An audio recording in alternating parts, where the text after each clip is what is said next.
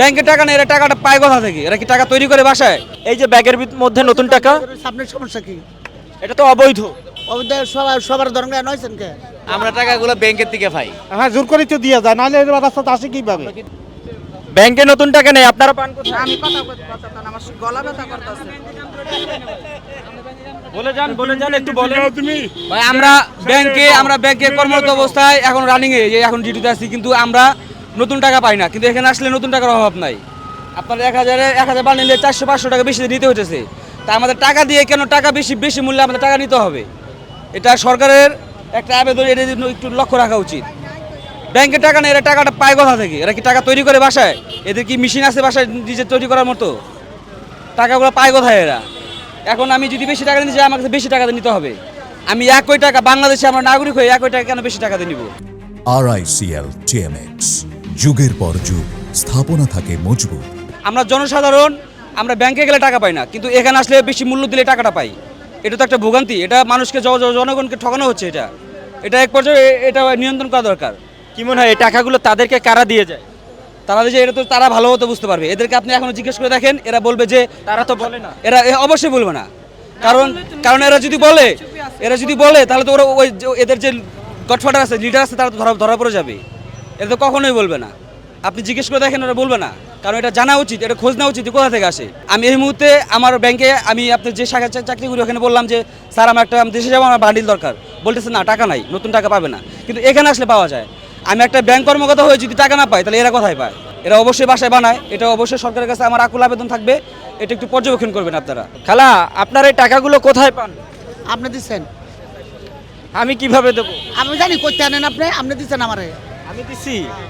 এই যে আপনাদেরকে নাকি ব্যাংক থেকে এসে দিয়ে যায়, কারা দিয়ে যায় টাকাগুলো? আপনি দিয়ে যান,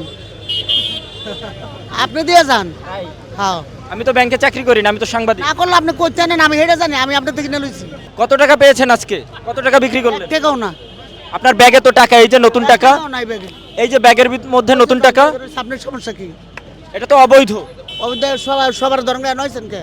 সবাই করলে আপনি অবৈধ কাজ করবেন? বলেন একটু আমাদের। আপনি বলছেন আপনার কাছে টাকা নেই, কিন্তু আপনার এই যে ব্যাগের মধ্যে দেখা যাচ্ছে নতুন টাকায় ভরা। এই যে ব্যাগ ভর্তি নতুন টাকা, ক্যামেরা দেখে আপনারা টাকাগুলো সটকে ফেললেন কেন?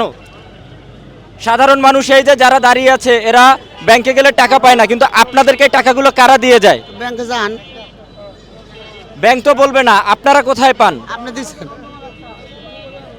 কতদিন ধরে বিক্রি করেন এই টাকা?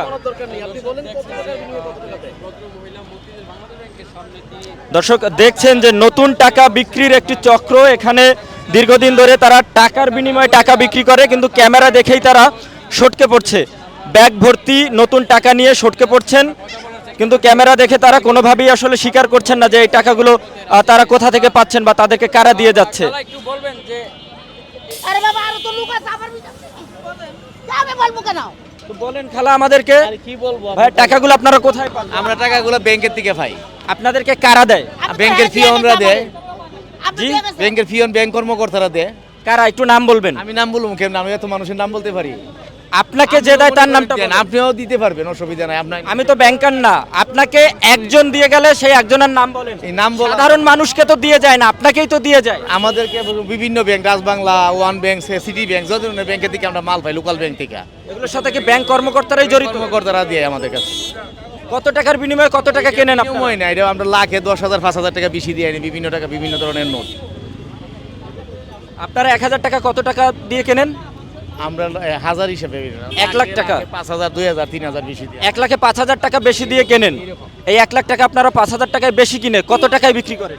ওই তখন আমরা বান্ডিল বিষয়ে পড়তে যেমন 200-300 টাকা করে এরকম বিক্রি। আপনারা 1000 টাকায় 400 টাকা বেশি নেন, তাহলে আপনারা 1000 টাকায় প্রায় 40,000 টাকা বেশি লাভ করেন, এমন নাকি হিসাবটা? না না, এইরকম হিসাব না। আমরা তো দেখলাম যে 1000 টাকার বিনিময়ে আপনারা 400 টাকা 500 টাকা বেশি নিচ্ছেন। এটা শুধু 10 টাকার ক্ষেত্রে, 10 টাকার ক্ষেত্রে, 50 টাকার ক্ষেত্রে এইরকম না। তাহলে 5,000 টাকা বেশি দিয়ে কিনে আপনারা যদি 30,000 40,000 টাকা বেশি লাভ করেন, সেটা জনগণের সাথে একটা প্রতারণা কিনা? না না না, এটা না। এটা হলো বিভিন্ন আপনার পাঁচ প্রতারণা তো ব্যাংক কর্মকর্তা বা বিভিন্ন নোট, বড় নোটের দাম কম, সেজন্য 200 টাকা 20,000-এ 200 টাকা। কোন এটা অ্যাভেলেবেল পাওয়া যায়, কিন্তু 10 টাকা পাওয়া যায় না, বিধায় দাম বেশি। আপনারা যদি এই টাকাটা ব্যাংক কর্মকর্তাদের কাছ থেকে না নেন, তাহলে কি তারা জোর করে আপনাদেরকে দিতে পারবে? না না না না, আমরা তো দরকার, আমরা পাই না, বিনিময় ছাড়া ওরা দেয় না। এখন বুঝতে পারছেন, বিনিময় ছাড়া ওরা দেয় না। ব্যাংক যদি বন্ধ করে দেয় তাহলে আমাদের কোনো সমস্যা নাই, আমরা না পেলে- তারা যদি না নেয় টাকাটা তাহলে কি ব্যাংক- হেরানি হেরা তো ব্যবসার জন্য হেরা তো- আপনাকে তো ব্যাংক দিয়ে যায় না জোর করে। হ্যাঁ জোর করে তো দিয়ে যায়, নাহলে এর রাস্তাতে আসে কিভাবে? আমরা কি ব্যাংকের কাছে যাই? ব্যাংকের তাহলে রাস্তাতে আসে কিভাবে যদি হেরা না দিয়ে যায়? আপনি কি করেন? হ্যাঁ আমিও ব্যবসা করি, কিসের ব্যবসা? কাঁচামালের ব্যবসা। আপনি এখানে কি করছেন? এই যে আমার তো ব্যবসা করি, আমার লগে তার পক্ষে হয়ে আসছেন? না কারো পক্ষ, এখানে পক্ষ কি, এখানে পক্ষ বিপক্ষ কিচ্ছু নাই। আমি একজন সাধারণ পাবলিক, আমি সাধারণ মানুষকে তো দিয়ে যায় না টাকাটা। দিয়ে দেয়। আপনি কর্মকর্তা, আপনি তো ব্যবসা না, আমি তো কর্ম ছোটখাটো কর্মচারী দিয়ে বিক্রি করায়।